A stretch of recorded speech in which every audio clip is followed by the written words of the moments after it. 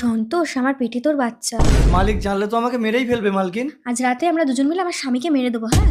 চাকরের সাথে সম্পর্ক করেছে মানে আমার প্রতি কোনো মায়া নেই, এরা আমাকে সত্যিই মেরে ফেলবে, আমি পালাই। তারপর আমার স্বামীর গাড়ি বাড়ি বউ সব তোর হয়ে যাবে। জবা, মালিক আসছেন।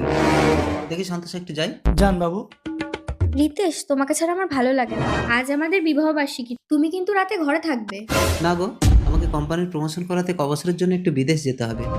তুমি মেয়েটাকে একটু দেখো। আমি আসলাম জবা। রিতেশ, এবার কি হবে? মালিককে তো মারা গেল না।